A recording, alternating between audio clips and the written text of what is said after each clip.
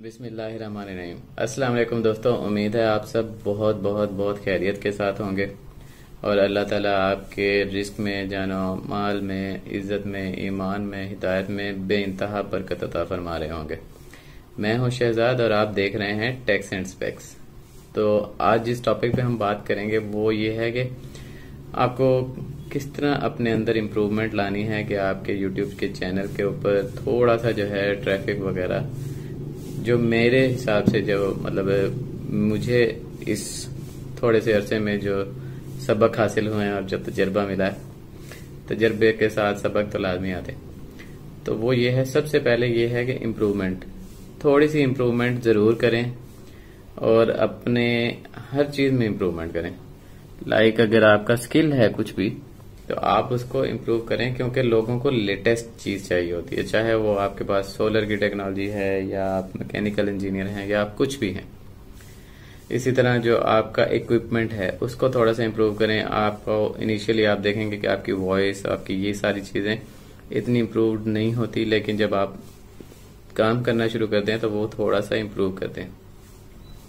और तीसरी बात यह है कि जो आपका जो एक्सेंट है उसको भी थोड़ा सा ज़रूर चेंज करें। लोगों से पूछें, फिर 2-3 दफ़ा रिकॉर्डिंग वगैरह करके देखें।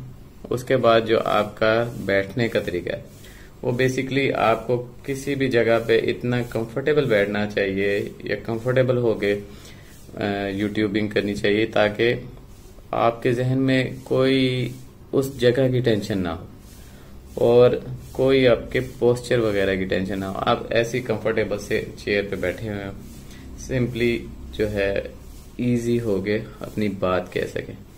तीसरा यह है कि आपका बैकग्राउंड बिल्कुल क्लीन होना चाहिए। बहुत ज़्यादा चीज़ें, बच्चों के खिलौने ये हम सब मतलब जो शादीशुदा लोग हैं उनके साथ अक्सर प्रॉब्लम होता है कि बच्चों की आवाज़ें, खिलौने वगैरह पीछे से मतलब वो नज़र आ रहे होते हैं या आवाज़ें आ रही होती, तो इसको थोड़ा सा क्लीन कर लें। वो दिन का वो टाइम चूज कर लें जिसमें आपके घर में आवाज़ें कम से कम होती हैं। स्पेसिफिकली कोई भी टाइम हो सकता है।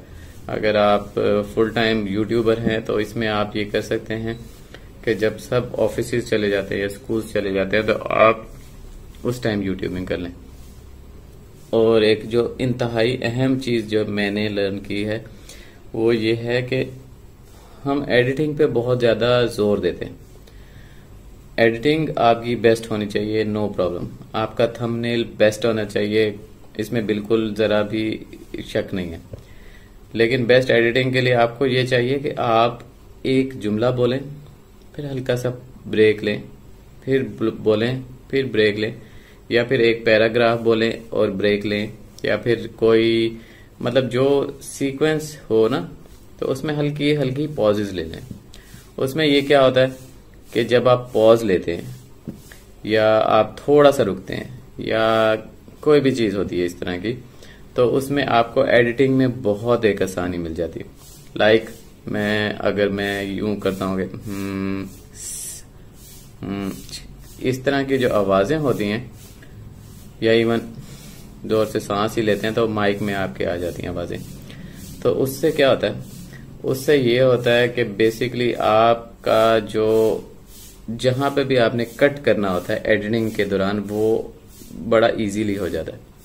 लेकिन जब आप कॉन्टिन्यूसली बोलते जाते हैं, एक वर्ड से दूसरा मिलाते हैं, दूसरे से तीसरा मिलाते हैं, तीसरे से चौथा, चौथे से पांचवा, छठे, सातवां, ये वो, तो इस चीज को कट करना जो है वो बड़ा औखा हो जाता है।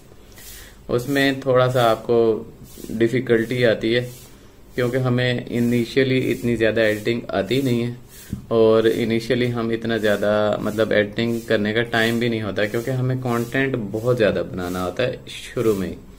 और ऑब्वियसली आप कंटेंट बनाएंगे ज्यादा तो ही आप रिकॉग्नाइज किए जाएंगे और तो ही आपकी एक जो है नाम पैदा होता है। तो इसलिए ये कुछ मेरी चंद थोड़ी सी गुजारिशात हैं और जो मैंने सर्च यानी कि लर्न किया यूट्यूब से, अपने तजर्बे से, अपने सबक हासिल कर करके, तो ये थोड़ा सा मेरे तजर्बे का निचोड़ है। इंशाल्लाह नेक्स्ट वीडियो में हाजिर होंगे एक और बहुत ज़बरदस्त किस्म के टॉपिक के साथ। तब तक के लिए इजाज़त दीजिए अपने होस्ट को। अपना बहुत ख्याल रखिएगा और दुआओं में लाजमी याद रखिएगा। अल्लाह ताला आप सबको भी बेइंतहा इज्जत, सेहत, दौलत, ताकत, हिदायत, ईमान, बाबरकत अता फरमाए। अपने होस्ट को इजाज़त दीजिए। अल्लाह हाफिज़।